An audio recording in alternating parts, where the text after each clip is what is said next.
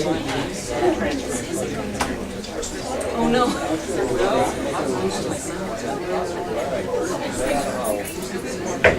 Hello, everybody. John. Hi, I'm nervous. Steve. Good to see you all here. So you, I assume, all know why you're here, right? Cookies. All right. So we're just going to talk about a couple of subjects, blocking two and two together. We're going to start off talking about the Bridge and Mark's house situation, keeping it really positive. Just sort of discuss where we can go. Is there anyone here that isn't familiar with the Bridge and Mark's house situation? I'm personally not familiar with all the reasoning. So, no, okay, so we all know that it closed under some really weird circumstances. I assume you're here because you are interested and want to help. I want to help, and I would like to find out what it is that I can do to help, where we can go as a community to keep that from happening again, and how we can set up some kind of group or communications network where if this were, heaven forbid, to happen again, we would have a set system to actually enact and make it not a problem. Give these people a place to go, food, so it's not all out of one person's pocket or out of one group's pocket. We want to make sure that everybody has a chance to be a part of that process. And then the other subject, although I don't know if I have a representative from the Jetty here. I'm familiar with that subject. So we'll just discuss the Jetty and Carrows situation. There's a lot of controversy over how the business was saved, and why it was saved, and the involvement of the city and why they should have been part of it or why not. So any thoughts on the Bridgehouse? I don't know exactly what to say. Well, you should separate the Bridgehouse from the Mark's house because they're completely different issues. Right. The Mark's house property was on, the city of Lompoc was the first trust deed holder and the second trust deed holder. And so, you can jump in if I miss the point. Back in November, I think, when we first started talking about it, because of all the things with LACDC, an awful lot of the discussions were in closed session because they involved council discussion with our city attorney, our legal counsel. And so one of the things that was identified back then, when we talked about in closed session, what we were going to have for a contingency plan. And the choices ranged from do nothing to go out for the full bid to have a permanent provider in place, to get an interim provider, and the method that the council chose was to have the Human Services Commission do that because that's what they do for us. They manage these type of issues. And the other decision that was made was that we would go for an interim provider because that's a very short process as opposed to going for a Request for quotation, request for proposal, and then after you get that, then you do the bid, and it's a, I don't know. up to 3 months. Yeah, It's a 3 long month statutory process. And when we were sitting there at the end of November, they were going to close this prior to December 31st. So it went to the Human Services Commission. There were 2 potential applicants. The commission agreed unanimously that one applicant was more qualified, which was Good Samaritan Services. And so the staff entered into, I guess I would call it a short form contract to provide interim services. And then the idea behind that was that if and when the property became ours, we would go for the long form process. So they were kind of on hot standby. But December 31st came and went and nothing happened. And there was a date in the future where some federal funding that they were receiving ran out, and it was in March, February or March. It wasn't January, whatever it was. And so kind of what we were thinking was, well, maybe they're going to go to the end of their federal funding. But anyway, the Human Services Commission made the recommendation. It came to council. We had a discussion. We agreed that Human Services Commission's recommendation.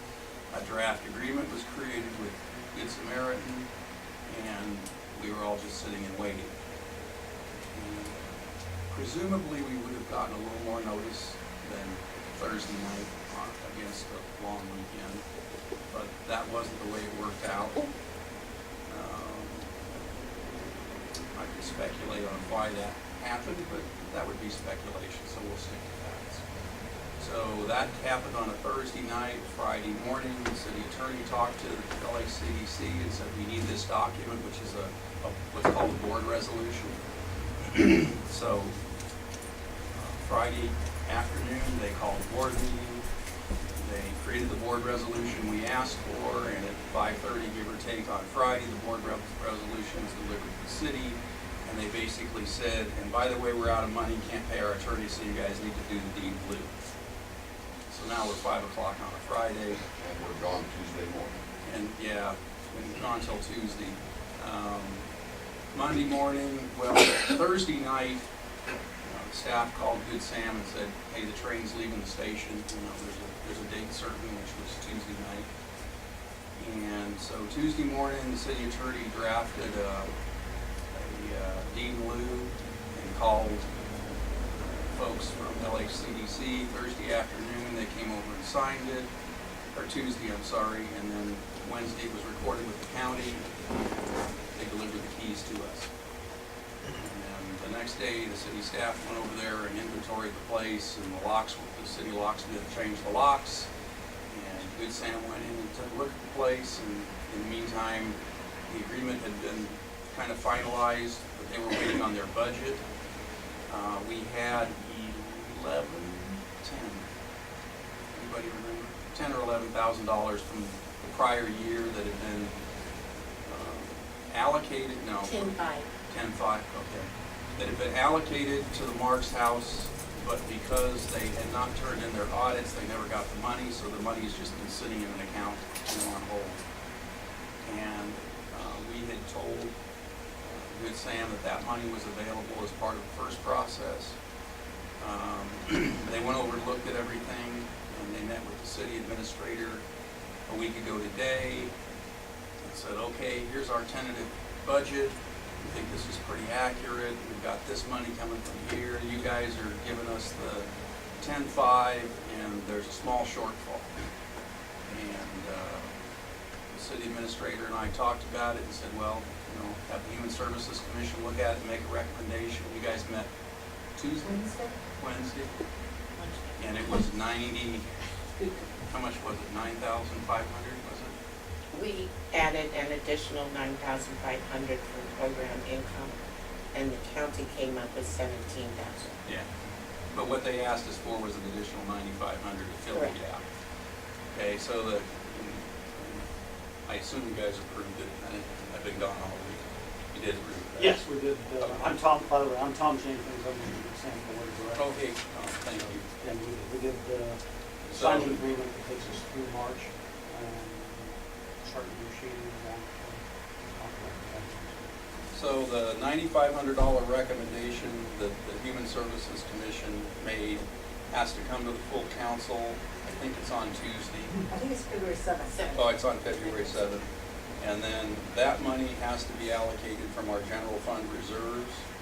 So we're taking money out of our piggy bank, but It's, the recommendation will be for The CDBG. CDBG oh, program did you find some income. CDBG money? Yes. Okay. I've been gone all week, so. And then the council would make a decision and choose to award that or not award that. Obviously, we can't talk about that. And so that's kind of how we got from where we are to where we are now. When did you guys open, Wednesday? Yes. And I think you brought in your own stove and chased down a dishwasher and a couple other things, and I guess there's a problem with the heating unit. Yes. Do they have beds and everything? Yeah. Beds were, Everything was complete. yeah, for the most part, Mark's house was complete. There was a few things that were gone, but I mean, most of the furniture was there. We brought in our office, some of our office just moved up a little bit. And it was more permanent. Yeah. And so, if you you look back in hindsight, you go, well, you know, if it closed on one day, should we have been ready to open on the next day? But the reality is there are a number of legal steps, and I think, you know, Good Sam rose up to the challenge, and the church operating the warming center rose up to the challenge, and everybody was serviced. Would it have been nicer if we'd had 3 weeks' notice and all the paperwork was done? Yeah, it would have been nicer. But that wasn't within our control. What was within our control was to have a plan in place and be ready to move as quickly as possible. It would have been a whole lot nicer if it had been across the 3 days. Sir? I just wanted to thank you and everyone in the city for doing such a good job based on what you faced, which was 4 walls and no entrance to be able to get this taken care of. But I just wanted to say that everyone hasn't been serviced. We know that there's probably 15 to 20 people who were at Bridgehouse and we don't know where they are now. And approximately 4 weeks before the shelter closed, they stopped providing food for people. They started insisting that people had to take their belongings with them every single morning, which was discouraging people from coming. I had someone I personally went to try to place in the shelter, and they chose to spend what little savings they had left because they felt like this was not a safe place for them to be and that they wouldn't be able to. So, I mean, what's been going on in that shelter for the last month, maybe 2 months, and now the closure is just the end result of what happened. And I just wanted to be clear that I don't think everyone is Let's being shift served. gears, because I was talking about the Marks House, and the important thing to remember is that the city has control of the Marks House because we own the first trust deed and the second trust deed. So we had control of it. The Bridgehouse is controlled by the county of Santa Barbara. It was funded through a group of sources. Some of it was county money, some of it was state-owned money, and I think at one point there was a private note which has since been paid off. You can second guess the county and you can say, well, they weren't as ready as we were, but they face a different set of issues. And because the county has a different set of policies. In the city council is the last word. The staff or a commission says this is what we need to do, and the council makes a decision and it's done. In the county, for them to, and I'm explaining what was explained to me in the email, so I'm surely not the expert. But in the county, they have a longer process. For them to take a deed in lieu, which is basically a transfer without foreclosure, for the Bridgehouse from LHCDC, first they have to get approval from the state because there were state home funds in it. Whether or not that could have been got in advance, I don't know. I'm not familiar with those funds at all. Then, county policy is that if the county is going to take a piece of property by purchase or any other means, it has to go to the planning commission first, and then the county board of supervisors. So they scheduled their series of meetings to do these things while working with the state.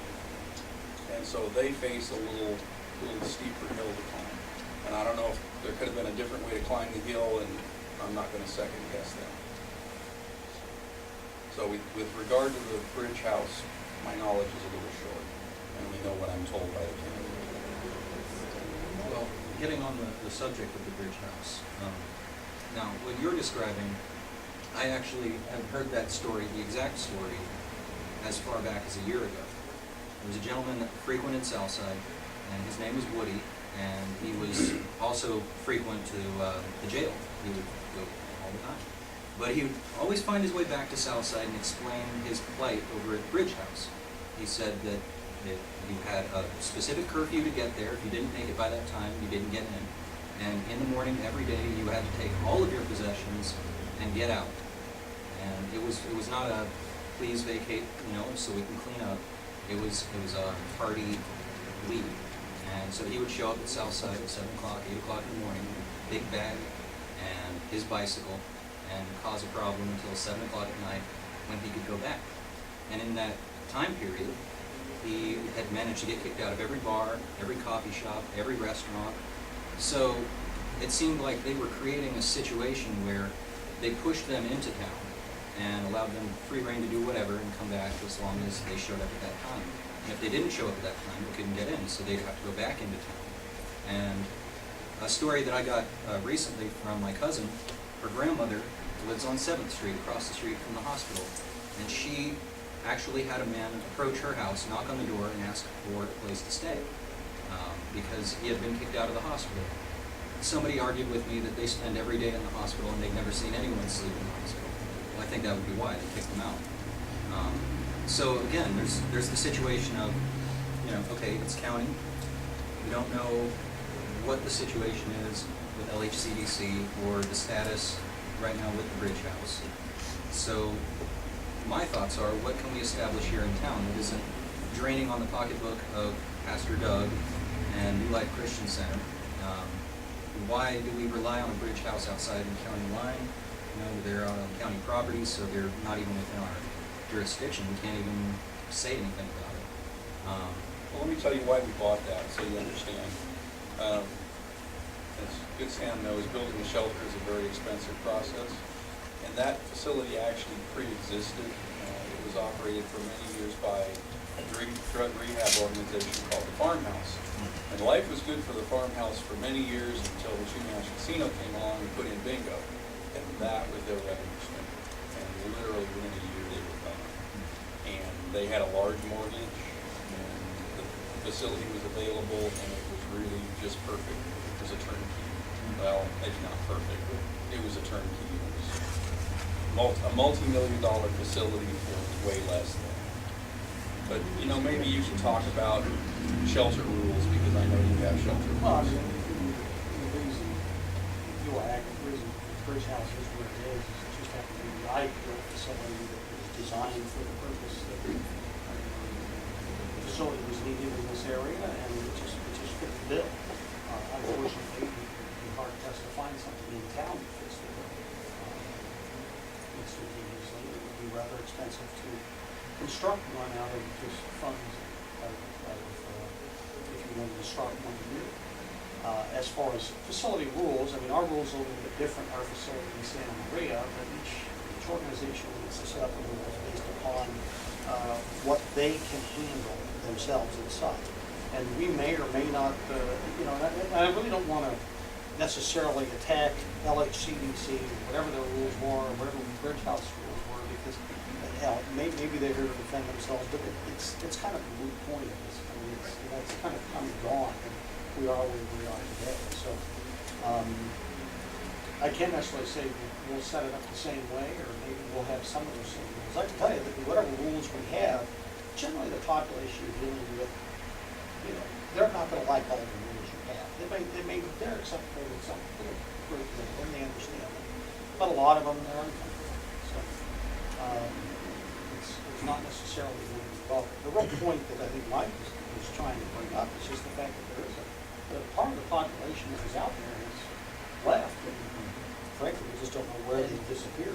And the going forward component, there's learning from what we can learn, and to me, I don't work for Good Samaritan. I operate the Casas Bronte Homeless Center in Santa Barbara, and I'm the co-executive director of the 10-year plan countywide to end chronic homelessness. And one of the amazing things when I started my job, there was the head of the Chamber of Commerce and two different city councilmen in completely different venues over a few months came up to me and introduced themselves, and they said, "Thank you for taking care of our shelter." This is the exact same thing, as if they owned the shelter. It was the city's shelter, the region's shelter. It belonged to them. And what I can tell you is for the last 3 to 5 years, LHCDC has had almost no donation. They've been operating almost entirely as a non-government agency. And I personally offered to write grants for them and was told to my face, "We don't need your help." Now we know why. There's lots of reasons why that was. But I think one of the opportunities going forward is that the people of our city and our area can own solving the problem of homelessness. It's not someone else's job. It's not someone who's now holed up in a house in Orchid, that had 3 or 4 board members left, to make things happen. It belongs to everyone. And for the city and the county, there's absolutely no excuse why we would continue to give money to an agency that has no funding base anymore. Or check the audits to show that there were no audits for 5 years, despite the fact that their IRS form stated that it was, which is called fraud. those are really serious things that can be solved going forward to make sure that this works. Because we're not just facing the crisis with the shelter, we're facing a huge crisis moving forward because Lompoc being independent and unique, people who went to shelters went to affordable housing because there was affordable housing. What's happening to the affordable housing then? Where would people in the shelters locally go if our affordable housing goes away because LACDC is going away? And in 7 months, rapid rehousing money and replacement money from the Investment Act is gone. There's no more money for them. We face the potential in the next 2 to 3 years, we could see huge increases in the number of homeless people here. And the only way to deal with that is to own it. You know, for the city and the region to take ownership of it. And that's how we prevent the problem from going forward. Okay, with regard to their housing stock, neither Dirk or I are gonna be able to talk to you about that because it's closed session business again. Well, they were taking them like all the houses. Yeah, well, some, but at any rate, know that it's being worked on. They were taking over by car. She For lives in- properties. For property damage. Yeah, Yeah. I used to, they used to. So just know that there are ongoing efforts with regard to that, but we wouldn't be able to discuss it. Now, in regards to the 15 displaced and missing homeless, there are 2 examples in this article I have right here, Local Church Comes to Homeless Aid, in which the 2 different interviewees described that if that shelter hadn't opened up, they would be sleeping in the riverbed, and if it rained, it would have flooded and they would have been out of luck. I can tell you where those campsites are in the riverbed, and I can guarantee you that at this very moment there are established camps and there are people at those camps. Whether they're from the Bridgehouse or not, I can't tell you because I don't know. But I do know that there are people camping in the riverbed presently. So, Is there anyone in the city at all who is trying to reason, I mean, whether that was the Bridge House, I know was under the county's umbrella, but those were Lompoc residents who had no home. Is there a plan now to increase the number of places for homeless? I mean, we do have a drop in people for years and living on the streets. I think there are several answers to that question, so let me start with the first one. One of the rules at the Mark's house that LOCDC had limited the numbers of family and men that could stay there. And at the council meeting, we were going through some things. We asked Chairman Mendel Block, Barbara, you know, yeah, how is it that this came about? And it was LACDC's policy, and basically the council told Good Sam, hey, it's your building and your policy, you do what you want to do to best serve the needs and maintain the program. So that helped with regard to some of the families, not so much with individuals. But I want to stress one important thing here. The city of Lompoc is not a social service agency. It's not what we do. Let me finish. The county of Santa Barbara, under state law, has the money and the responsibility. Okay? We have no money and we have no responsibility, nor do we have any power. Now, because we're the kind of town that we are, we built the Mark's house. Because we're the kind of town that we are, we supported the Bridgehouse. But that's just what we do because we want to do it, not because we have to do it. Okay? So the issue with the county is there's a process called the County Human Services Commission, which I served on, so I'm quite familiar with it. And that organization doles out the human services money for the county to all the various organizations, Good Sam, and I think there's about 60 if I recall. I don't know how many there are now, but it was a very substantial number. And that's, the county gets money from the state and from other sources, federal sources, and then it distributes it out to the various organizations based on the county criteria. So that's where the money comes from. And what I meant, well, but I mean, still, there are homeless in our community. This is our city. That is our responsibility. It may not be legally that our city government is responsible, but as a group of citizens, we have a responsibility. I believe that we all need to work to help other people that want to be helped. So are there any plans, has anybody had any ideas? may Well, interject, I have an that's, idea. that's kind I of think you need to toss it over to him, because he's in the heart of that. I mean, the RFP to reopen the Bridgehouse was published by, as it stands, we were the only agency to submit a bid to reopen this project. And one of the situations that the mayor, well describes is, there's a certain amount of money available from different sources. Typically, these programs cost, they're not done on a linear basis, they cost some money to do. And part of what Good Sam wants to do, more than just open a facility and run it, is we want to help solve the problem of weathers and up in those areas. And so we provide services that hopefully move them along, either to retrain them or to get them into housing themselves if they lost their home, either losing their job or some other circumstance. Or we try to get them things so that if they have an alcohol or drug problem or have mental health problems, program, and this community has been very generous the last couple of weeks. We had lots of people come to Mark's house, volunteer their time, volunteer funds, volunteer equipment. We expect that will continue, though maybe not at the same level. Or have a hard time doing this.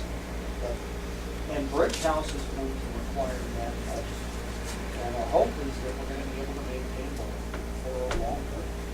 But as everyone knows, it's been a very poor budget for the state, the feds, and the county, and everybody else. And typically our organization, we run these, and we do get a lot of local donations. And we get donations from foundations, Santa Barbara Foundation gives us funds to reopen Mark's house, and it's promised money for Bridgehouse. We've got funding from the Hutton Foundation, we've got city funding, county funding. But typically, those have been emergency dollars, and will those continue? That's the real question. And a program that is a homeless program, those are the ones that to an organization like us are more or less, it's what we do, it's the most important thing we do, but we have to identify the funds from many different places. There usually isn't enough funds coming from any one place. So, one of the things that all of you could do, if you wanted to get together, would be to help them raise funds. And it doesn't take $1 million to run this thing. What was your budget for Mark's for? Mark's, I think we had was $90,000.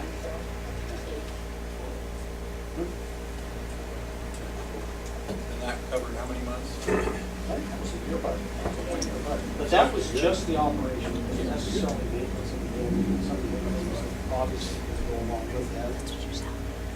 So, it's not like you have to raise $1 billion to make these things happen. Small donations make a difference. Putting together a fundraiser to raise some money for either one of the projects. I was thinking lock boxes maybe. I really believe there needs to be a sense of urgency around the Bridgehouse situation. LACDC could have another agency come in before that is sold and assure that property for themselves and provide the service. That could happen. The problem that I see, and that again, the city do the best that they can, but the idea that says, well, it's the county and the county can only do this and we can only do so much. There's a fact, and that is that we have a member of our county board of supervisors who's supposed to be dealing with this. When there's county property and there's a problem that happened, we turn to our county supervisor. Our county supervisor has recused herself from participating in this due to conflict of interest. Therefore, there's other supervisors who are in essence our representatives on this issue. And if our city folks and our citizens aren't organized together to talk to the city, to the county folks in an organized way about what needs to be accomplished for people, I fear that this becomes something that is a month, because now we're hearing, well, maybe Bridgehouse will open in a month. What about 2 months? What about 3 months? There's got to be a sense of urgency, along with helping Good Samaritan and helping the church. Just be clear about the church. That's a warming center. It's not a shelter. It was designed for the people who won't go to the shelter. There are 8 beds with dividers, and and I was just there this afternoon baking some kind of banana bread. It smelled delicious. But the risk is that people who would have gone to the warming shelters won't go because it's become a de facto shelter. People who go to the shelter won't go to the warming center because it's too intense for them. There should be a sense of urgency. Let me speak to the county supervisor's issue, because after council, I told the council I would talk to the supervisors, because I was in a meeting with all of them the following week, except Supervisor Gray. Supervisor Gray is not allowed to participate in this on instructions of county council.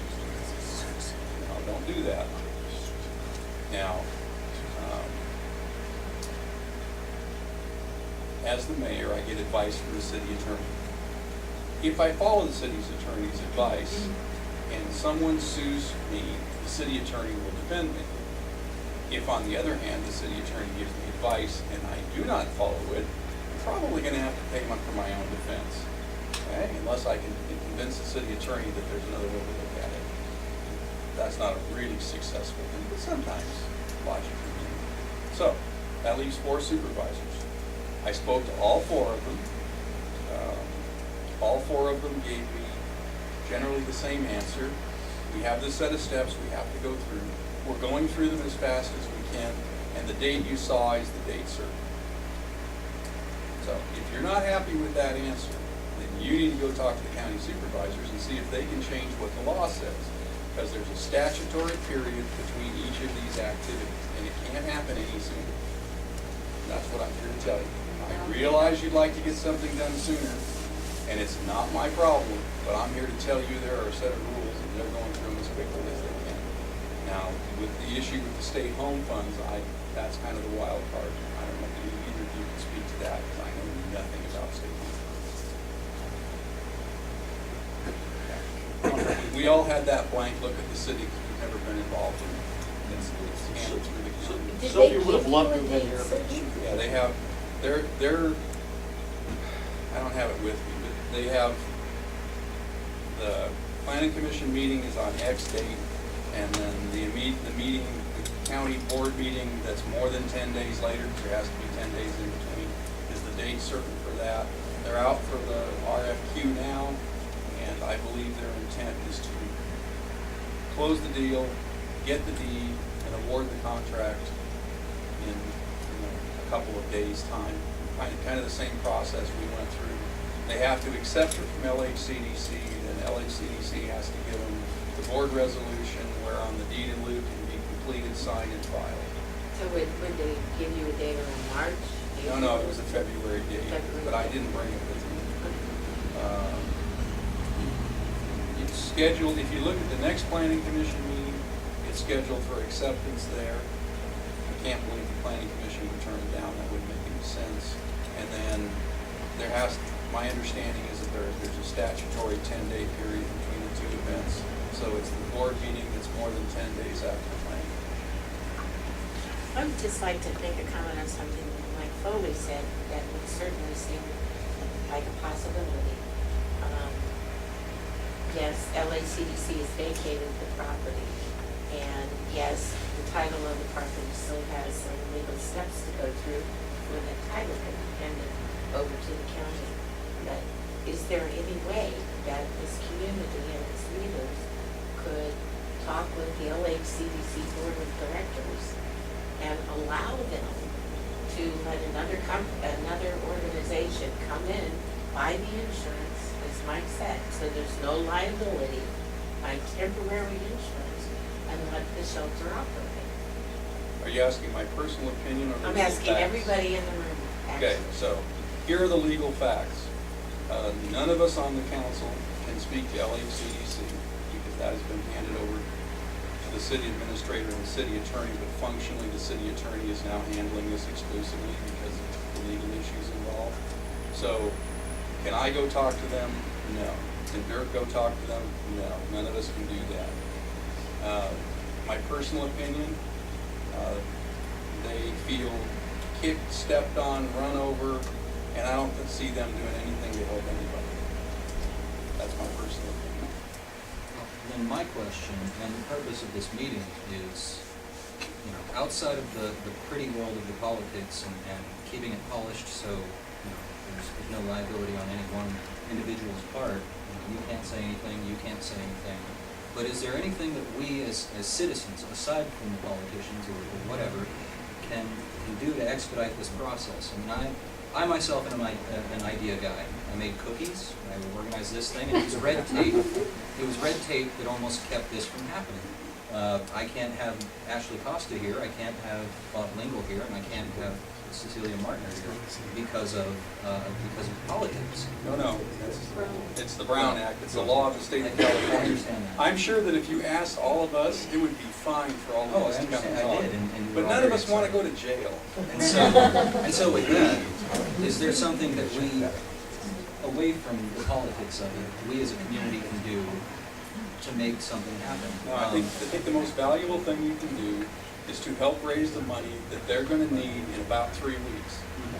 And that's not difficult, because I noticed just down the street here the second time around when it was open, every Sunday, piles of clothing, furniture, records, I found a guitar once, computers, get dumped off because Sunday, it's the last day of your yard sale, Sunday night, you dump it, so Monday morning they can open up and use the stuff. Some of us have done it, we won't raise our hands, but we're a throwaway town. We have a ton of expendable items. That had been going on for 15 years over there, 10 years. I've been going to Southside 10 years. It's been 10 years. The idea that I'm having is that, here's Joel. He has the farmer's market in the village every Sunday. That's an activity that we can congregate and bring these items to and have a blowout yard sale or something. We could do something to get those items to those people, or get money from those items in some way, and get that money to your organization so that in 3 months you have a buffer or something that can help out. Well, we do have a partnership with Vocational Training Center. They operate the thrift store that's in our facility in Munching. And so we do get a portion of the funds from there, and they also, we get vouchers for the people that we serve so that they can go in and get the material that they need. So for us, it works best, Vocational Training Center. Right. But Well, after I'm not necessarily saying we don't second time around. Well, what I'm saying is when the second time around we moved locations, they actually didn't just move locations, they changed owners and changed. They went from battered women to youth, I forget what it is exactly they're doing now. I used to see women going in there with their children every week, and they would have their vouchers, like you say, and they'd be allowed to pick out bags of clothing. Each individual person can get a bag of clothing, a tall grocery bag, brown bag, and they'd walk out with it free of charge. Well, when that closed and moved over there, they took that out. So these women that were going to the battered women's shelter, and they had their families, now all of a sudden, poof, they don't have that means to get those items.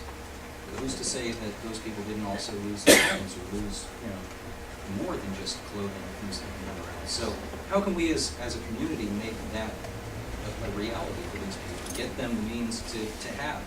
There's absolutely no reason in a town of 44,000 that anybody should go hungry or go without a shirt or a pair of pants or a pair of shoes. I myself have given countless times to these people. It's a wonderful thing to give. When we're done with this meeting, those cookies are going to the church.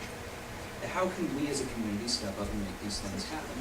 Well, I know immediately right now, the church could use different items of clothing, which would be very helpful.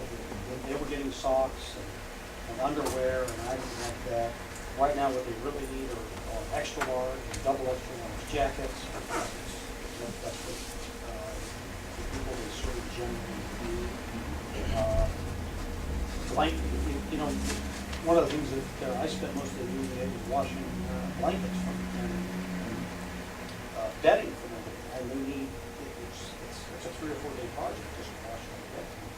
So that you need to have a volunteer to come pick up a bag of bedding and then just go wash it. Spend the day washing it. That would be helpful.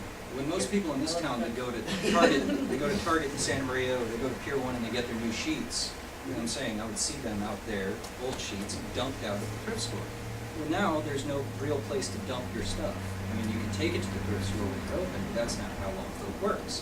We dump it behind the thrift stores. And Well, now scavengers come and fix the stuff out. these places have cameras, The homeless and the downtrodden don't feel comfortable going to the alleys and digging through wet piles of clothing to take home and clean and put on their children. How can we get that clothing from these yard sales and get that diverted back to them? I understand the politics. Oh, I definitely don't understand politics, but I understand that the politics are wild. So how can we on a local level make these sorts of things happen? You yourself are economic development. That is a big part of it. How can we redirect all of these things that are now going to the landfills?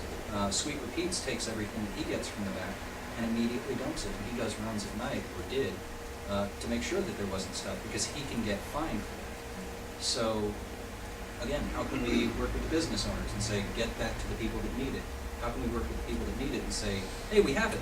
Come on, we'll get you some cookies and a shirt.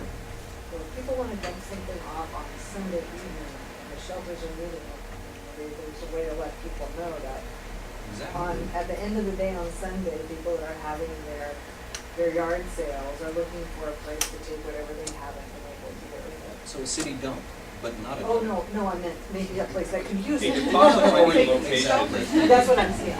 Take And it to a shelter. a large bin like they have outside of the church on, is it Cypress? It's right by Dennis's house, I don't know. But it's this church, and they have this tiny box, and you can open a lid, and you can dump your stuff in there.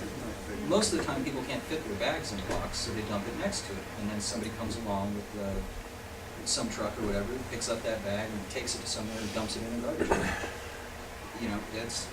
It would have to be a location, like a business, a storefront or something. It would have to be an actual location that they could 24 hours dump it off and say, I safely give this to you folks.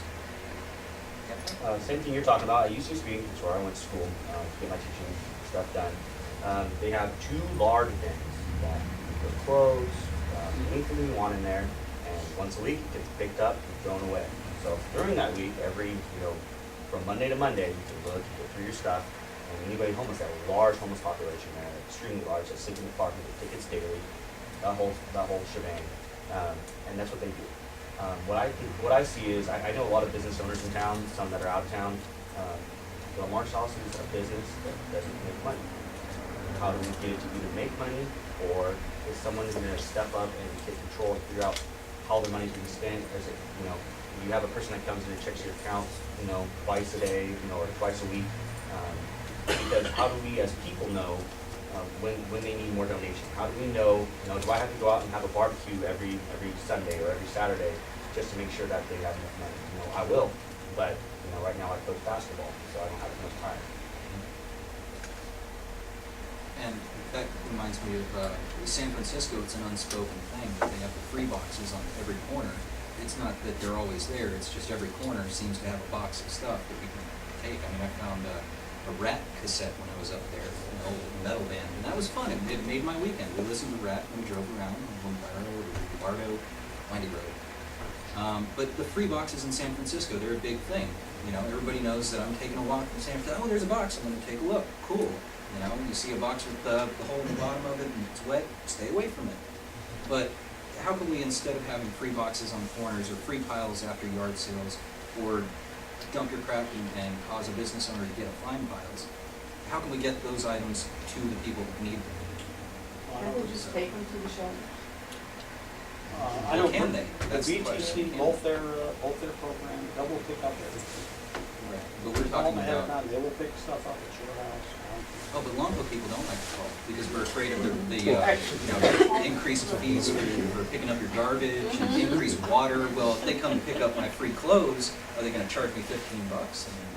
And the answer is no. It's never been yes. But Lompoc is a very hard mentality to sell.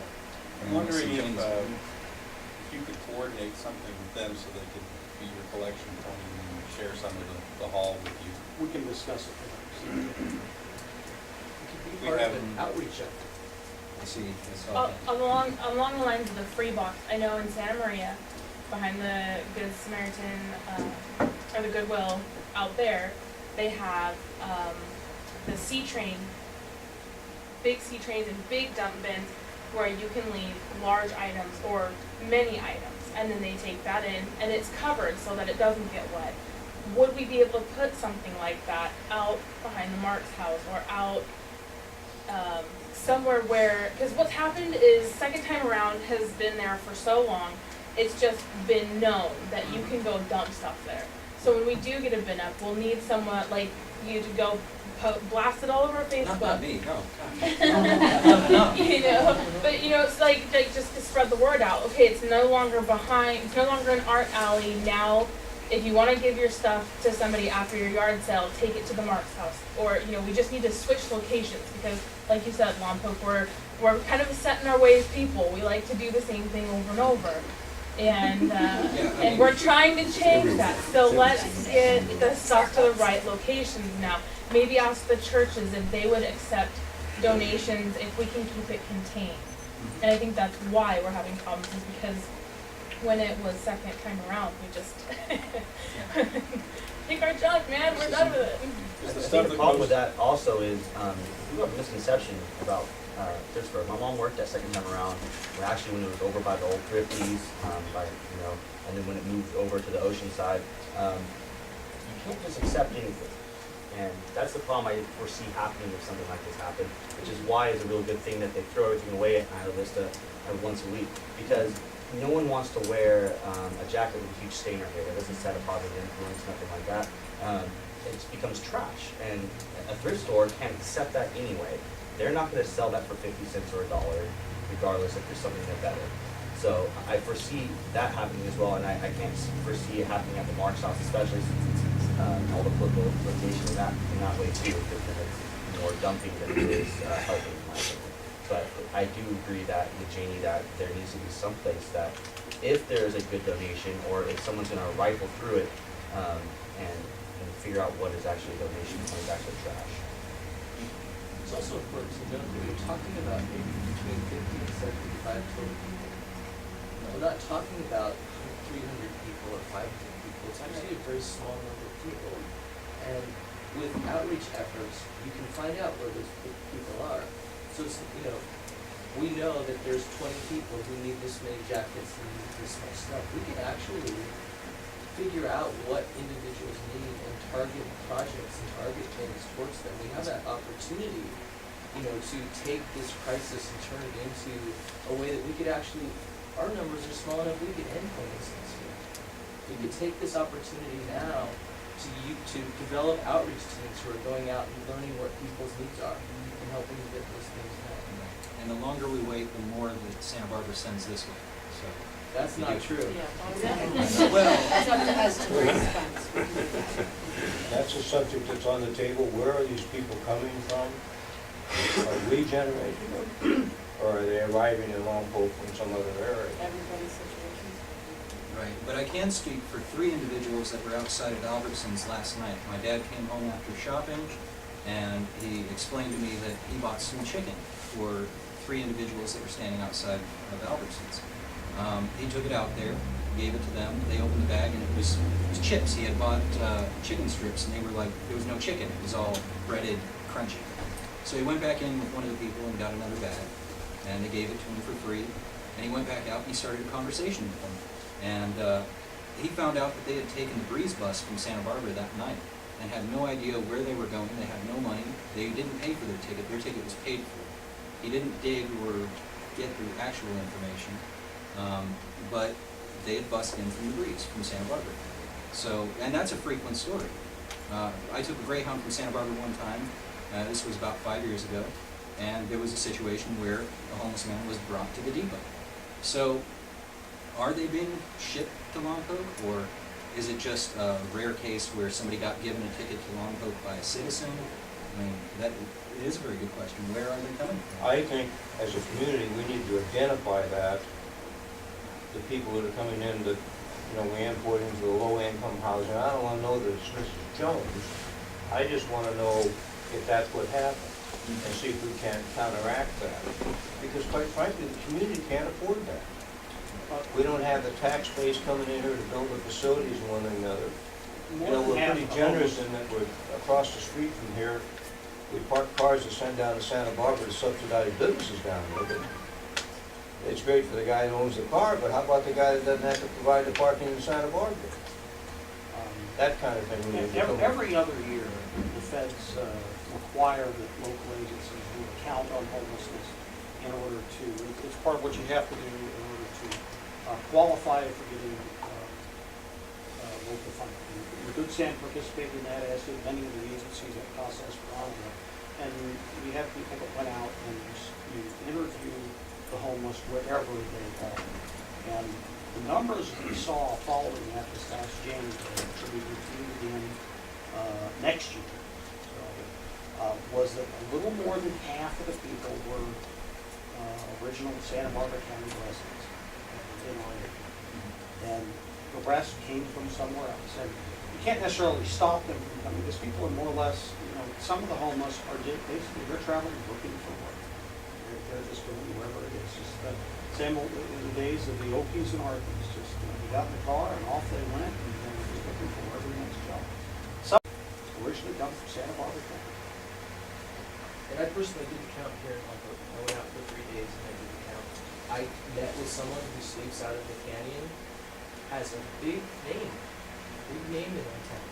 And one of the, he sleeps outside. And what I learned is that a lot of the people who've been around here for a long time have been around here for a long time.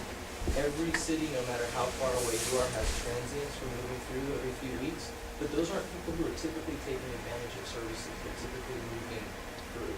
But Lompoc's interesting because you have to get here on purpose. It's not like Santa Barbara that you're going by the freeway. You're actually coming here on purpose. And again, there are we can count fewer homeless people in Lompoc than we can in Isleta.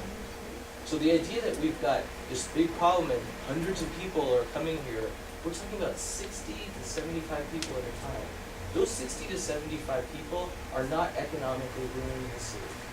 And we can find a way to help them. Okay, well, let me take this into the closing part of this segment.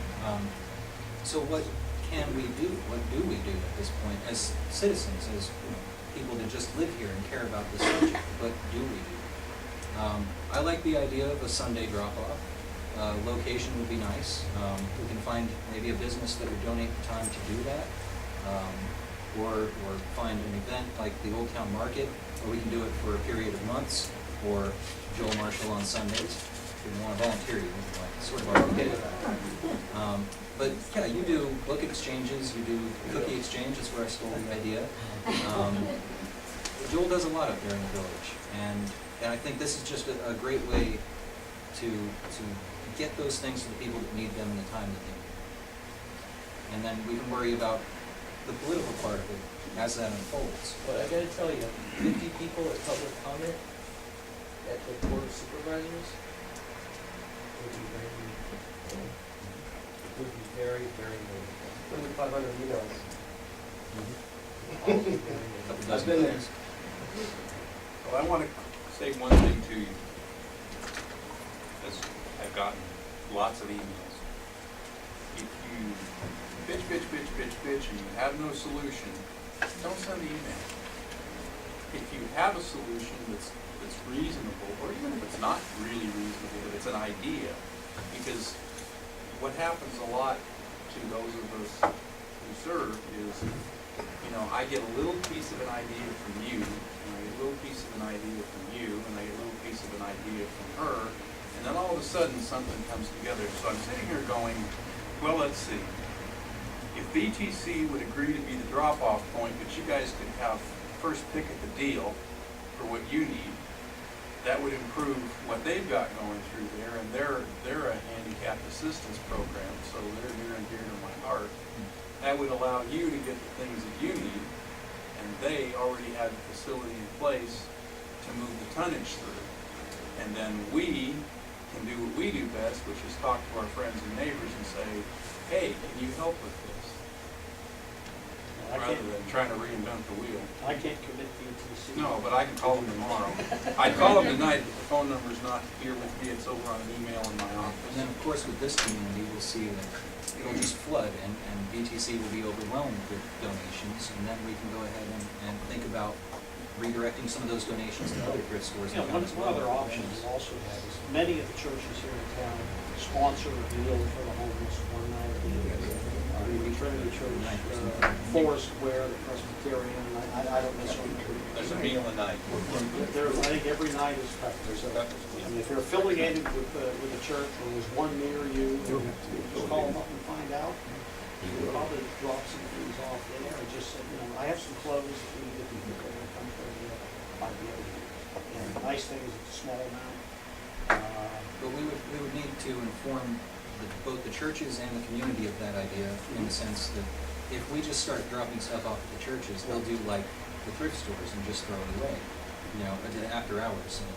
What might work would be if you would tell him the things that are most commonly needed, so that we're not delivering color TVs to the church. We're delivering extra large and double extra large jackets and blankets.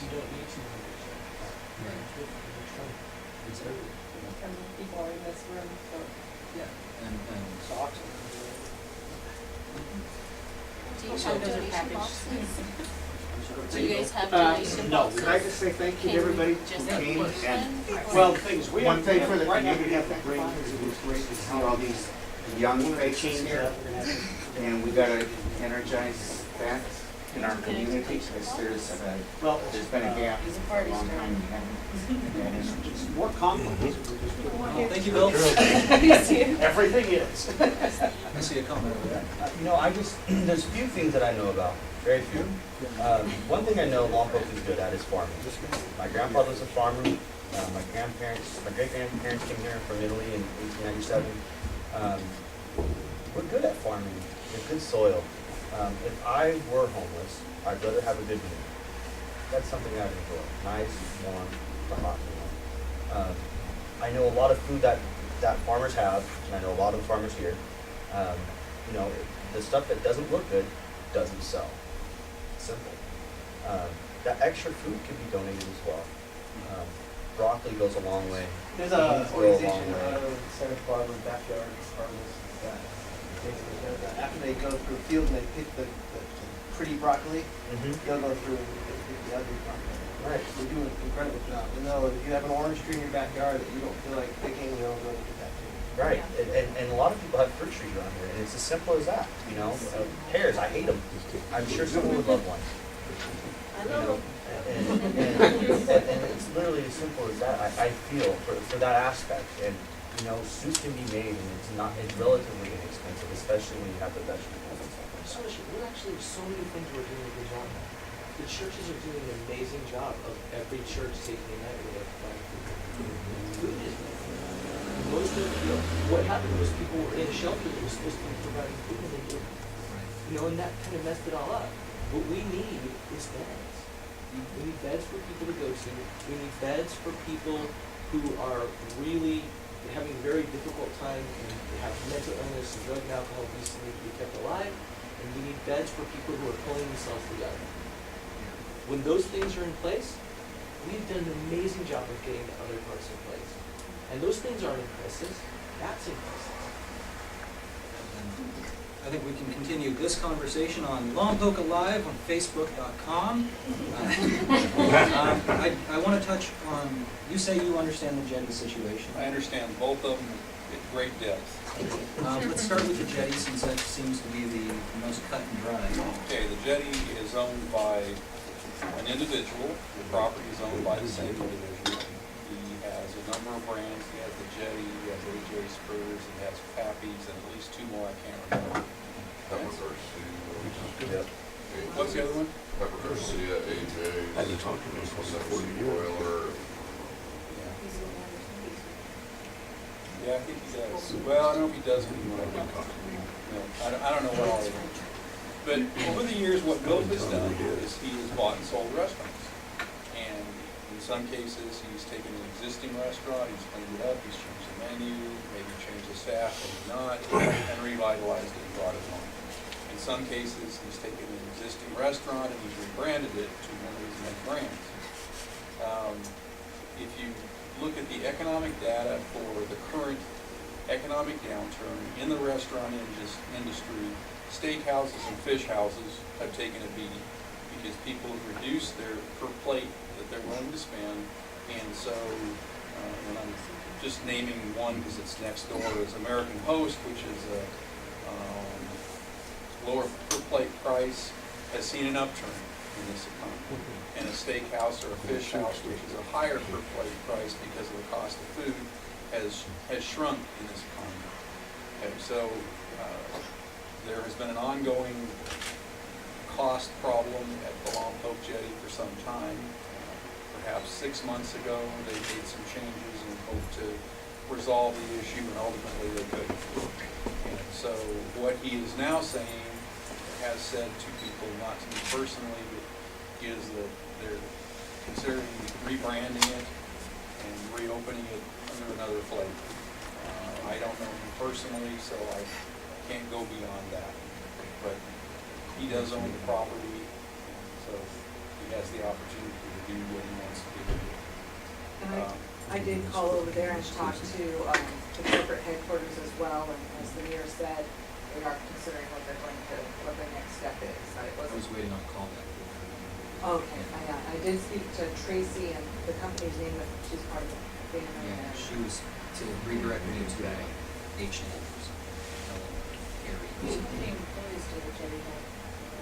It was probably in the vicinity of 20 total part-time. That's kind of a typical number for a restaurant that size.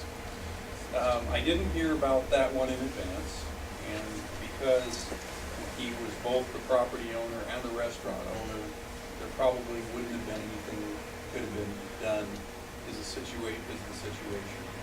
With regard to Carrows, Well, 1 second on Sure, the Jetty sure. thing, because that brings a question to my mind, in that you had a chamber luncheon there about a month ago, right? Yeah, Teresa was our speaker, what was it, November? It was a full house, and you all had meals, and you had a great luncheon, I understand, except Dennis didn't enjoy it because he was cramped by a door. But,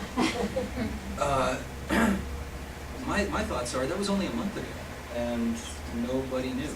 So is it that he doesn't have any participation with the chamber and doesn't want anything to do with the chamber, or did he just neglect to tell you, or?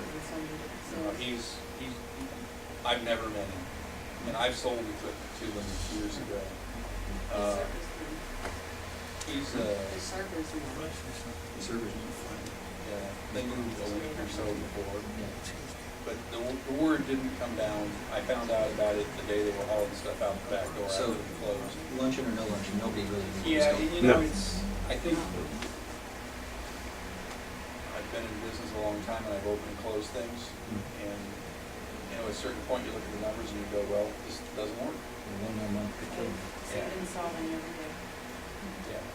Now, so there wasn't the opportunity there that there was with regard to Carrows.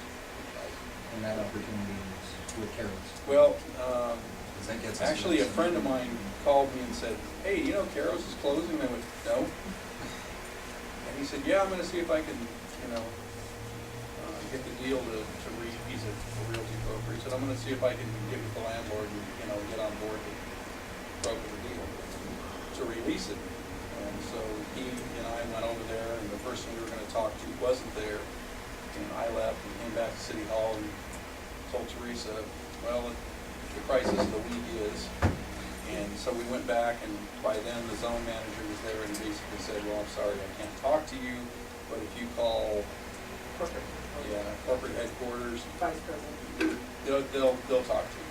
So we called down and spoke to the vice president for operations, who is responsible for the Carrows chain. They have at least one other chain. Coco's, there we go. Catalina Restaurant Group. And so I said, hi, I'm John, I'm the mayor of Lompoc, and I understand you're closing the facility. I just want to know if there's anything we can do to help you stay open. Or if you don't want to stay open and we can't help you with that, can we help get another restaurant in? And what he basically said was their lease had been up for some time. They hadn't been able to negotiate something with the landlord, and they just didn't have any choice. And I said, okay, well, what is it that you need from the landlord that would cause you to keep this restaurant open? And they quoted some things to me. So Teresa had previously spoken to the landlord on a different subject, and she had a relationship with the landlord, so she and I sat down and called the landlord and said, hey, do you really want this place to go empty? You know, these guys are kind of thinking about, I can't talk about what the terms were, but this, and this. Okay, one was money and then the others weren't. And he said, well, you know, that's really an important landmark in the town. It's been there 25 years. Said, I got a real problem with what I owe on the building, and if I do this, could they do this? And so we were back talking to them. And this went back and forth for several days. And at the end of several days, we found the landlord gave them the number they needed to be able to stay in business. And they, in turn, gave the landlord some things that helped him, that weren't money, but would be money. And I don't know why they like talking to us, but for some reason they did. I would describe it as shuttle diplomacy. And Well, how much money exactly came out of your pocket?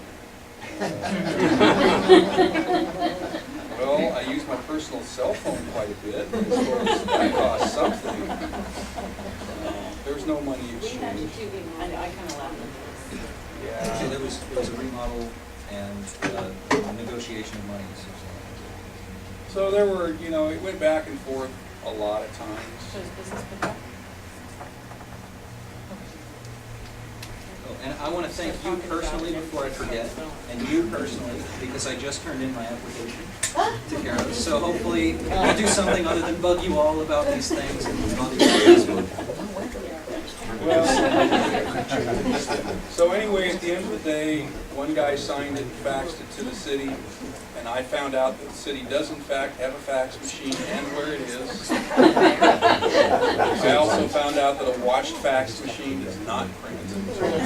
But if you go get an ice cream in the room next door, when you come back, the fax will be there. And then the nice young man in the printing department who understands how to operate this fax machine that's about the size of 6 bread boxes, sent it to the other side, and 5 minutes later it came back signed, and I sent it back to the party of the first part, and then I asked them to each make a press release and tell the employees right away.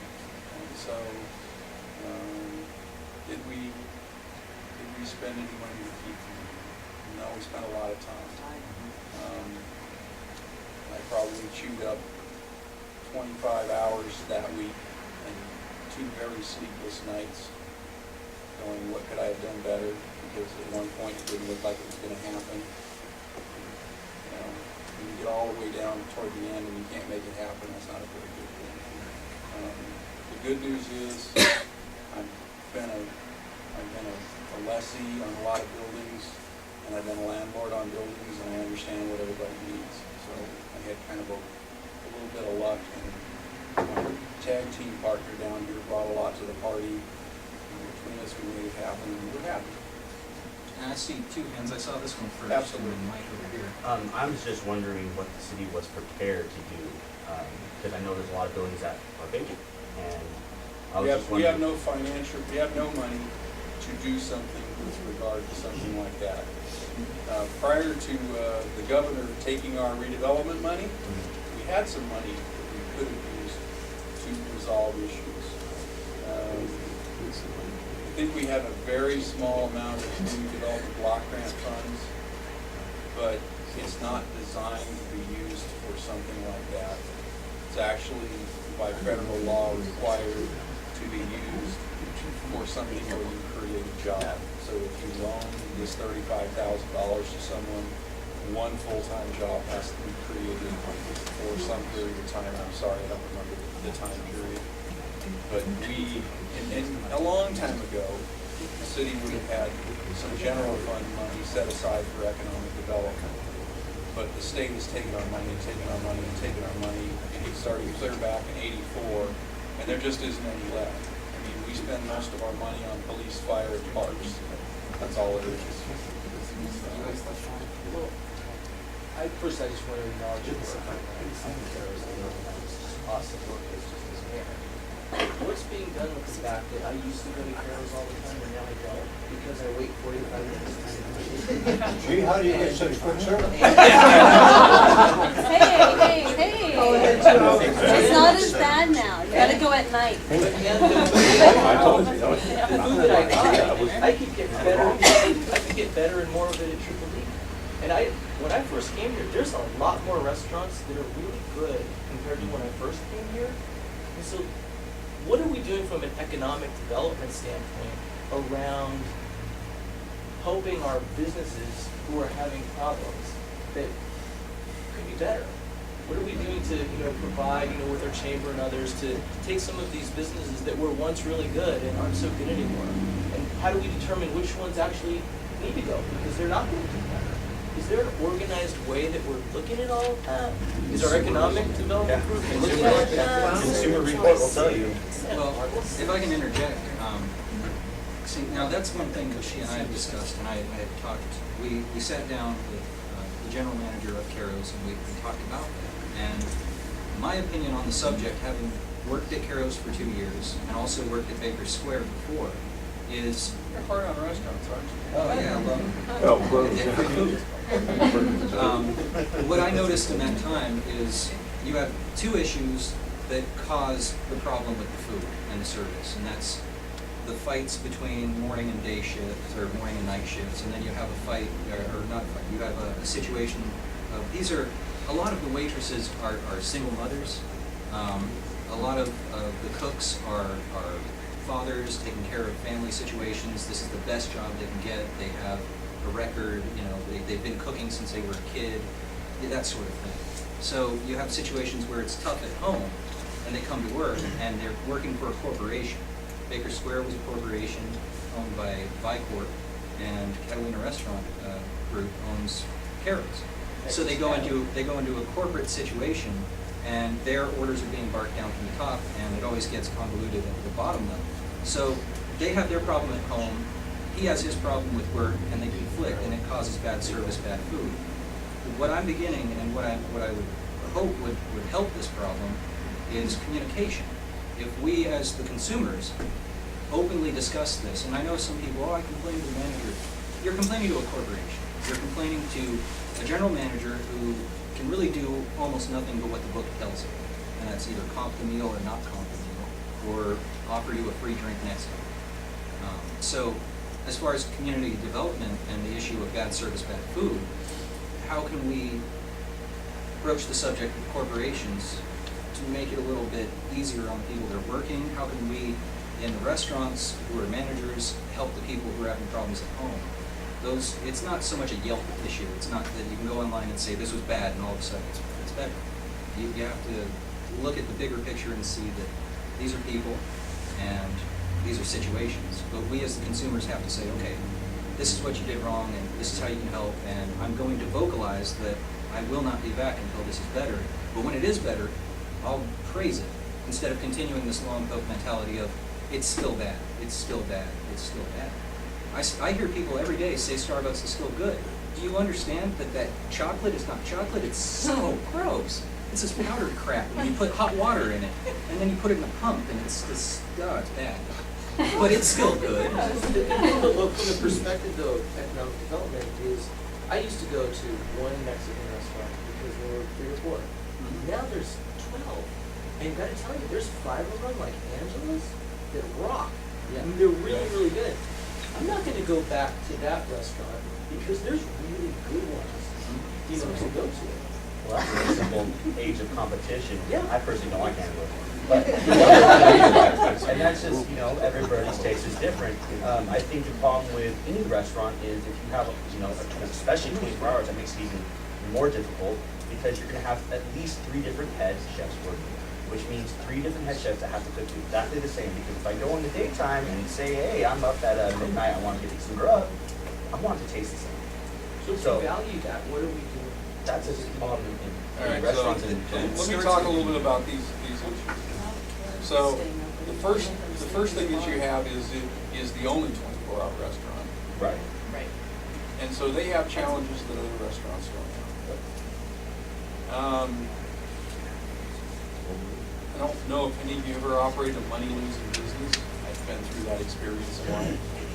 But when you're in that that position, you make decisions that you might not otherwise make that impact your service or your product to a certain extent.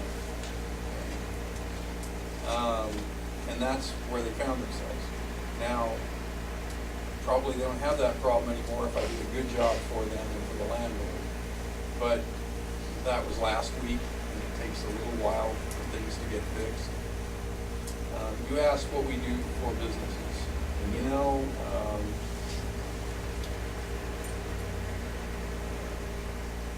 past chamber president hat, mayor hat, business owner hat.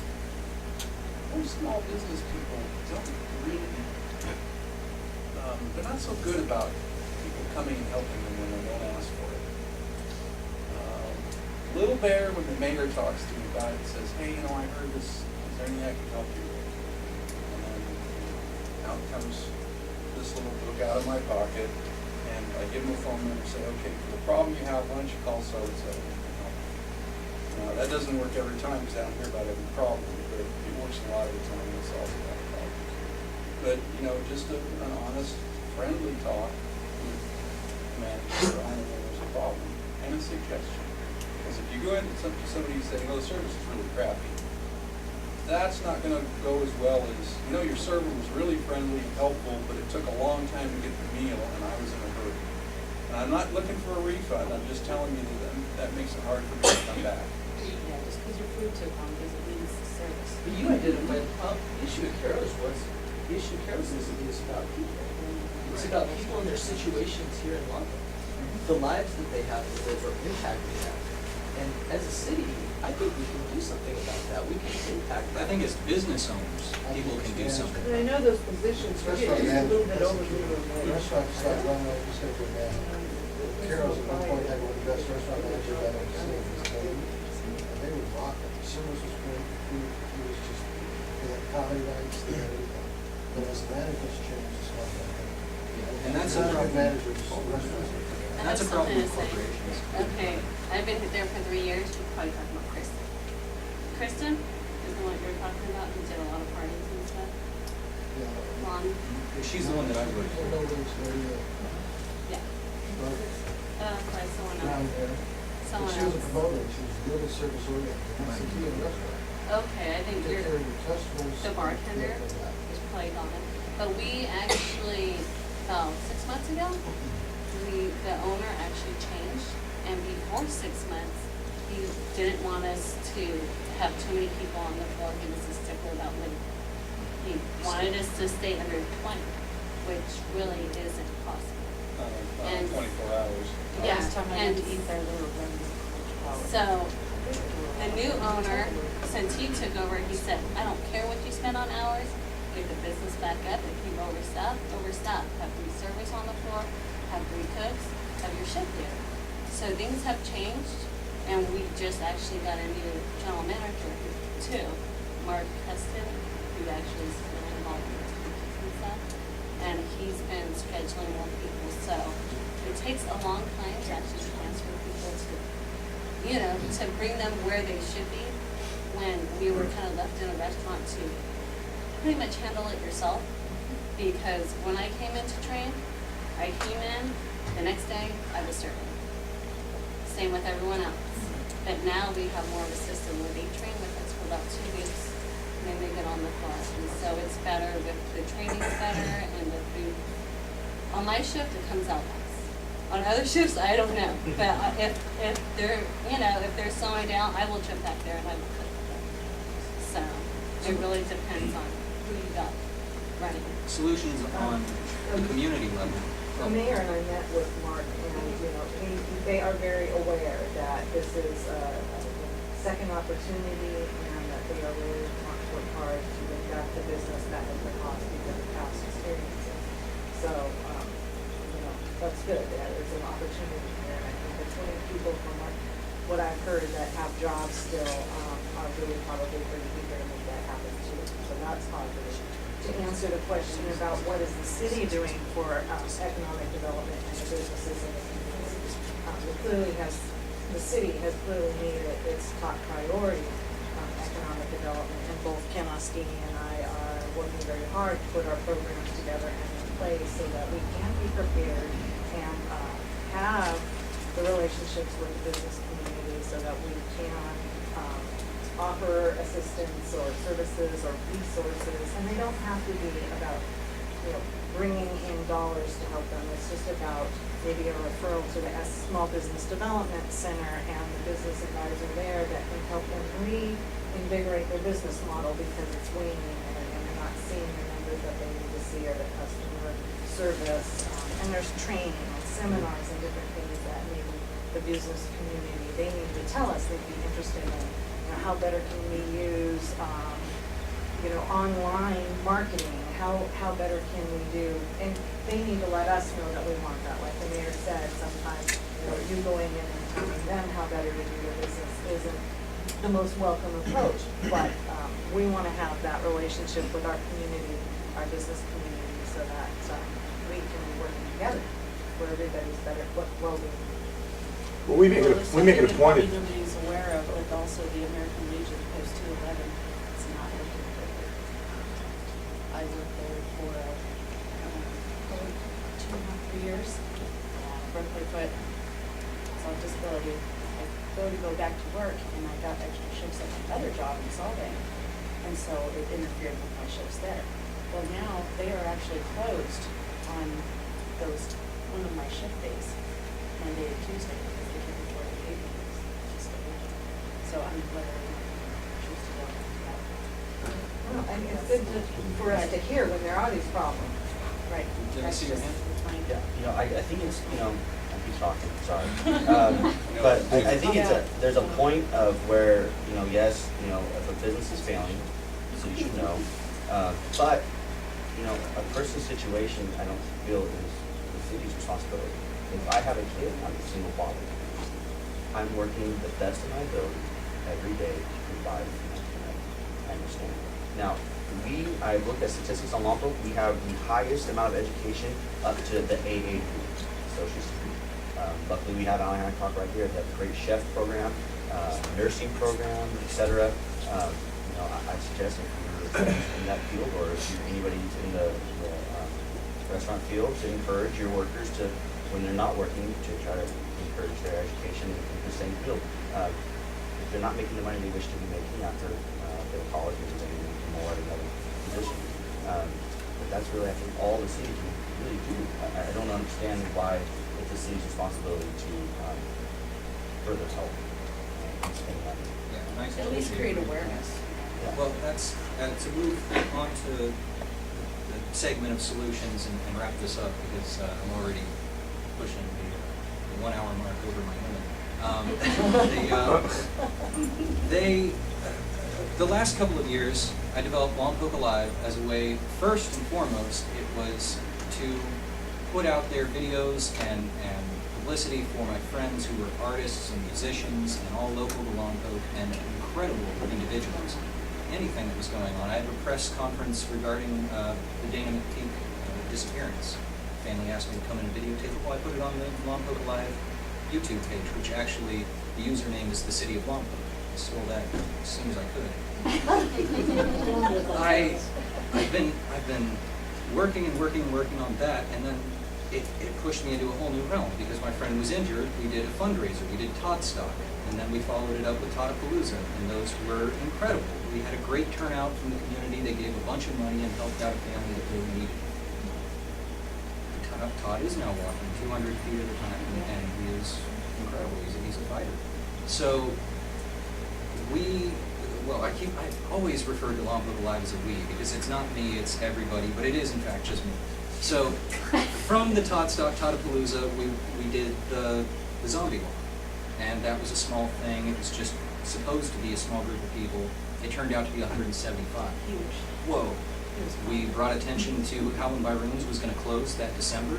We did it in October. By January, his numbers were better than they'd ever been, and they've continued to rise with some fluctuations, but continued to get better ever since. Then I do Zombie Walk 2, Lompocalypse. It's sort of allegory for it's the end of Lompoc as we knew it. We're moving into a new phase of Lompoc. We're aware that businesses that work together work. And the solution that I offer through Lompoc Live and through all of what I do in the grassroots connecting and talking to Joel and bothering Dirk at work and hitting up this guy on the email and just bugging the crap out of all of you is if we can get these businesses to work together, to interact with each other in a less than competitive fashion. We're a small community. They're all fighting for the same 44,000, all of them. So how can they work together to better the next one? Is it Valley Florist, the one that's now in Valley Rexall, has actually been giving money to Avenue Florists to keep them afloat because they understand that competition is important and they understand that people need jobs and they can't fill those vacancies. So they've been helping Avenue Florists for the last year or more, and it's hard to get a straight answer from the owner. But they've been helping, and they're connecting with businesses. And through Lompocalypse, I connected a lot of businesses together to do one thing. You know, we're walking down H Street, have a party, and try to draw these people in to make some money. And that was originally, well, not the intent of, but that was the result that happened from the flower festivals. The flower festivals brought a lot of business into town, and people found ways to pull that business into their places. Flower festival specials, things like that. We don't see that anymore. And one thing that would help Carrows is to incorporate that, or we had discussed, you know, getting more involvement for the community, like Starbucks programs, but our Starbucks doesn't really do it. Starbucks gives a lot of money to the communities that work. Carrows can do similar things. A packet that I actually looked at, Relay for Life, starting a team. If businesses wanted to sponsor for $500, they could start a Relay for Life team. Their employees can be a part of it. And then the Relay for Life event that happens in whatever month it is, they can be a tie-in to the community. Hey, Relay for Life, we're doing purple tablecloths and, you know, drink specials or whatever. You know, if businesses work together, then they can help each other, and in that, we'll see the morale and the civic pride boost. And so the servers and the cooks at Carrows that are pissed off because the corporate management doesn't understand what they want because they're going by the book and everybody's upset with everybody, suddenly that's not the case because we have these great events. We have this positive energy flowing around.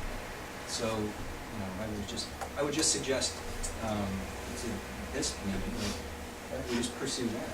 Can I say something? You suggested that we're all trying to for the same 44,000 people.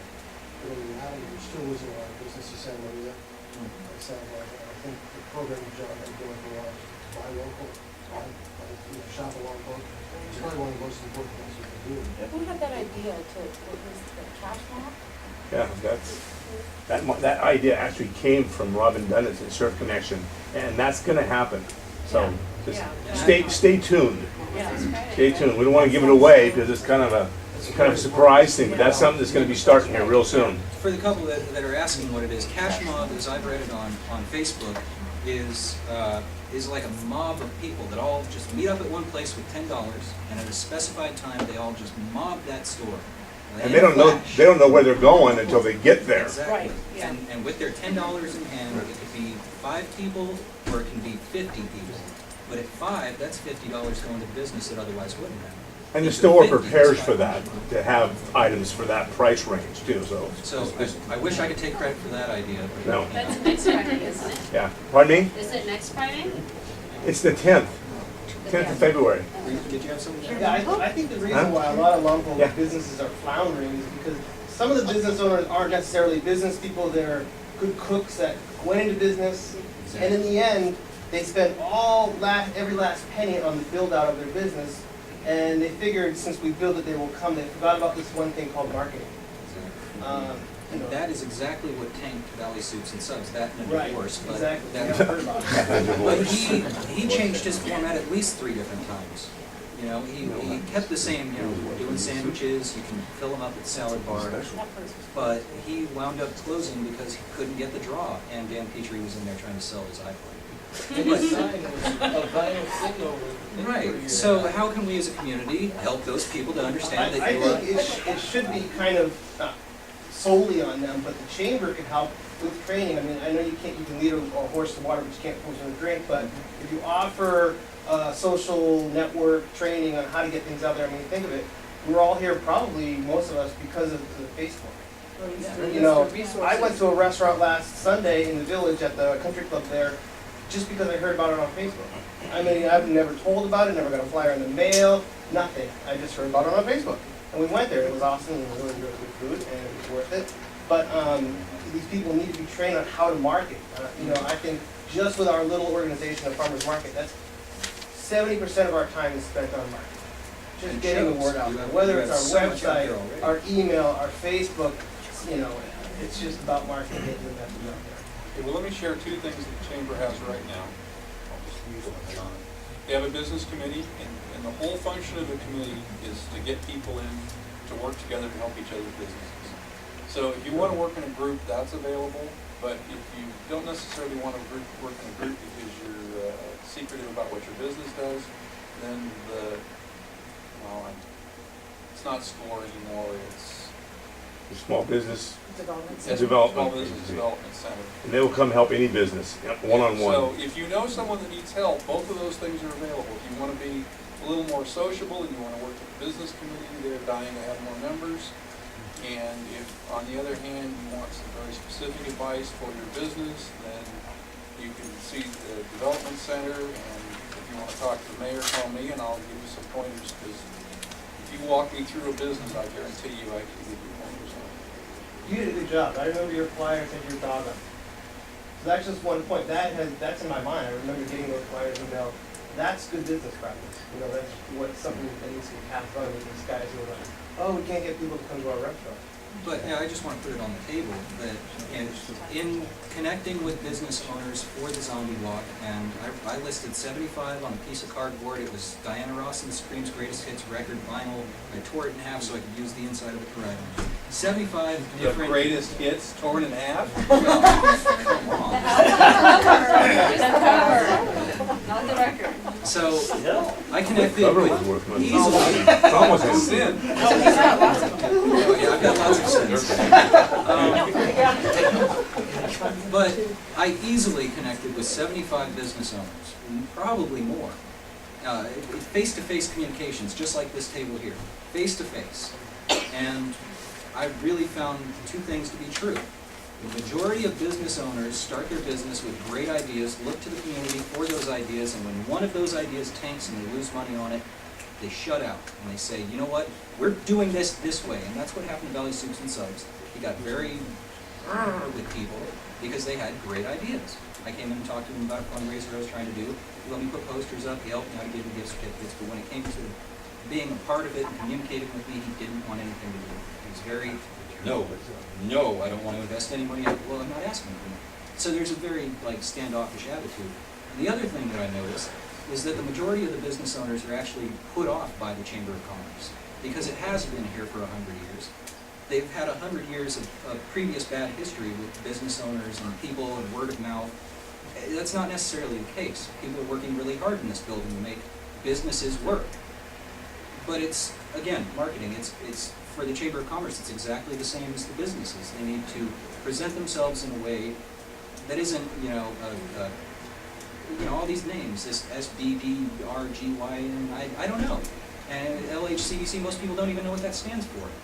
But witty names, funny things, whatever catches the ear, a cookie exchange, Lompoc Valley, zombie walk, sell it to them in a different way, and I guarantee they'll approach it with a different attitude.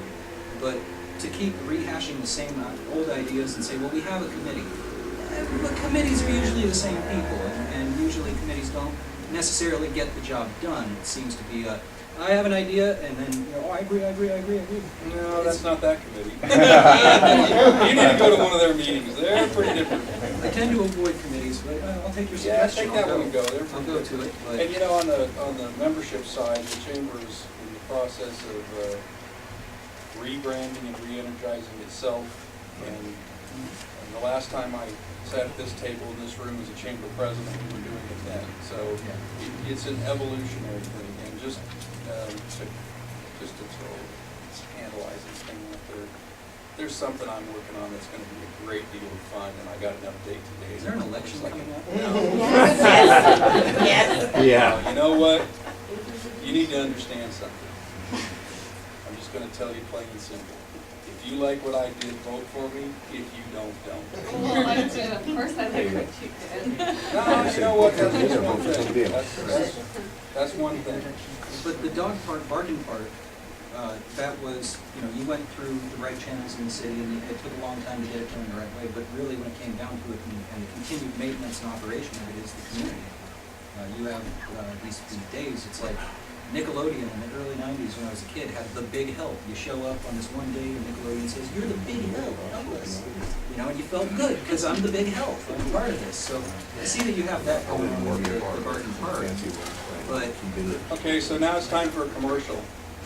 All right, I've got one. I'm first. Back in 2008, my friend Joe Lazare and I called Joe and said, "I have this idea. What do you think?" He said, "Yeah, let's do that." You have to know Joe. If you think I'm enthusiastic, oh my God.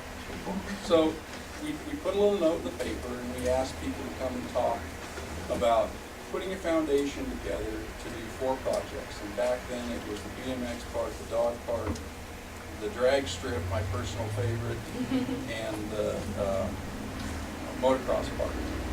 And 140 people showed up at my store, which was okay, except we only had 30 chairs. So we went rummaging through the building and put people all over. And at the end of the night, 25 people invested $50 to form a nonprofit. Okay? And the nonprofit was the Lompoc Valley Parks Recreation Pool Foundation, Inc. We need a short name. And the dog park committee was very well organized, and they jumped on and went forward.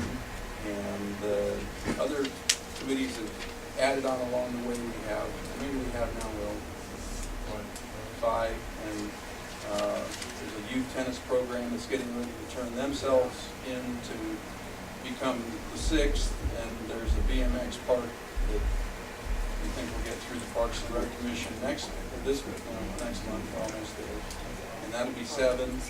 And there's another group that talked to me last week, and that'll be 8. And the point I'm making is, if you have something you want to do that's parks, recreation, or pool, then that's your organization. If on the other hand you want to do scholarships, or you want to do a business program, or you want to do anything like that, then the chamber has a foundation. And frankly, on paper there's not much difference because they gave us their documents and we plagiarized them all. So if you have something you feel strongly about, form a group, use one of the nonprofit umbrellas, get it done. That's my commercial, and I have to do it. And this advertisement has been paid for by Yeah. the mayor from there. that's it. No, I'm not even an officer anymore. I can't be an officer and be the mayor, so I'm just a member. But I still feel strongly about it. I'd like to thank you for pulling this together. This has been kind of an informal town hall type meeting. And it is great to see some of us older folks and some younger people. I really want to applaud you for doing this. Do you plan to do it again?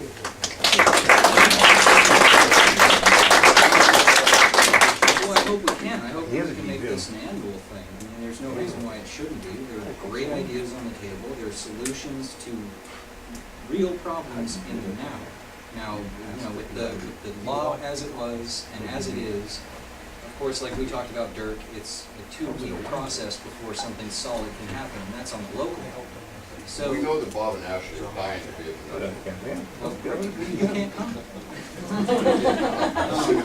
So that's why we need to do something as a community, because it's the community that makes the difference. The politicians are just there to put it on paper. And that's really what it comes down to. You have the votes, you have the papers, we have the voices. We need to understand that we have voices, we can use them, we can speak, we can present our ideas and not feel ashamed. How many people are looking at a 26-year-old man in Lompoc and going, "Cookies, what the heck?" But it broke down the barrier. Yeah, they are. My schedule is, I'm always excited, because, I've always thought, for instance, that the music and art community I've lived in places where there was no music in our community, and then there was music in our community. And I've always felt like Lompoc could be that. We have recently discussed Indio, California. It was that community. They are a bypass community on the way back from Arizona. There's only one road that comes through, and it actually bypasses Indio. And then all of a sudden, Golden Voice comes in with this music festival. Well, now it's the largest music festival in the world, and it spans 2 weekends now.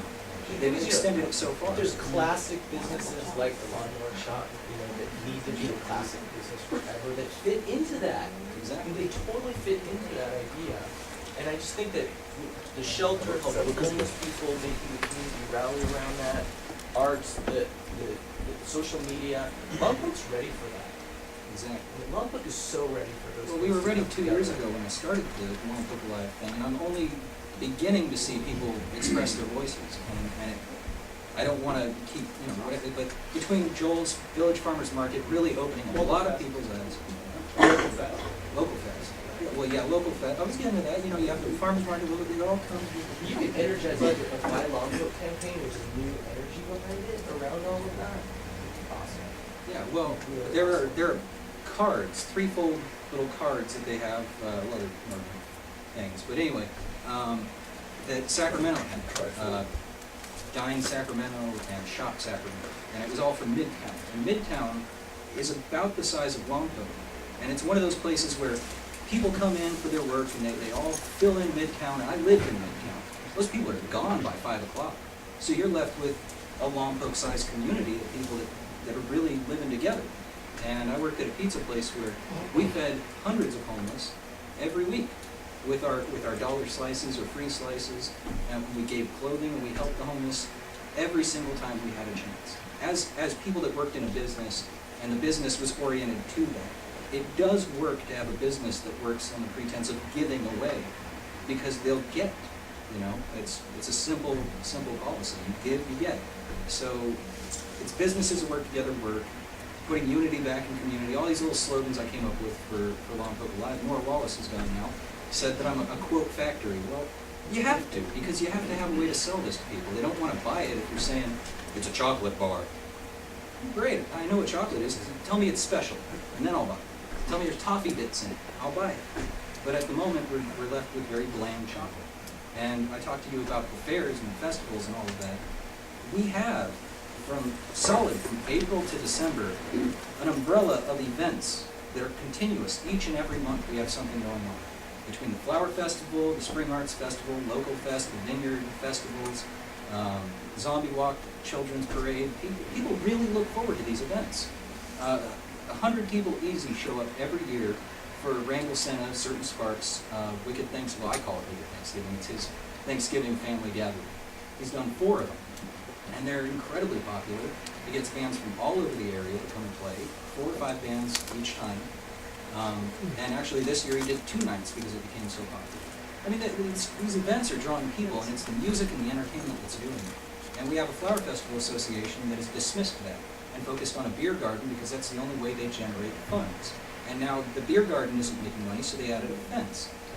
They're not making money off of the rides. I wouldn't characterize their moving forward plans that. Well, the fence allowed them to get the money. Quite a bit at this point. Well, the fence allowed them to increase their revenue, which will allow them to continue. I mean, last year, there was no money. It's that simple. Well, we can shop local for entertainment, and entertainment is right. And the local musicians play for free at Southside all the time. They play for free at our events. I think you got one over here in the corner with I feel the whole Flower Festival thing, that's a whole discussion on its own. Right. Maybe we can save that for the next. We can save that for the next. I said I have But before, bring us back to where we were to begin with. before we have to all get out, before you get any more trouble, I was actually curious on one aspect of what you said, Mr. Mayor. You said that, there's the business bureau type or the community that they can talk to if they're more apt to meet other people, and there's a smaller one as well. What about for businesses that haven't yet to start up yet? I would love to open up a restaurant someday in my hometown of Lompoc. Dutch Indonesian restaurant. I put it on Facebook just to see if anybody would say anything to me or anything, and they did, which I was actually flabbergasted by. So if you want to open a restaurant, you should come talk to the mayor, because he knows a heck of a lot about restaurants. Excellent. And you have an advertisement. Yes, an advertisement is one of the things we're doing to get Mark's House and Bridgehouse going and to help out New Life Community Church is on Valentine's Day. We're doing a Hearts for the Homeless event at New Life Community Church, $25 a person. Funds will go to support those programs as they exist now or going on in the future. So there's a lot of expenses. If you want to help those programs out, if come on by Good Sam down the street. They can buy a ticket. We don't have them yet, but we should have them in a week. Just like we were Yeah, talking somewhere about, to go, and if the restaurants are all full, come by. just like we were talking about, from the restaurants, moving to market, we need to advertise it. It's not shameful to admit that we have a problem, and it seems like that's the way it's been looked at. It looks like, oh, there's some money missing, hide it. Oh, we have homeless, hide them. Oh, this business closed, well, slap some paper over it and pretend like it's still open. You know, we have to get past that mentality and work towards improving and defining and admitting that we have a problem. Instead It of sounds saying, like who's AA. gonna help me, say, what can I do to help? Exactly. You- All right, I well, thought thank I you, heard everybody. say What did you that say? this would be Andy's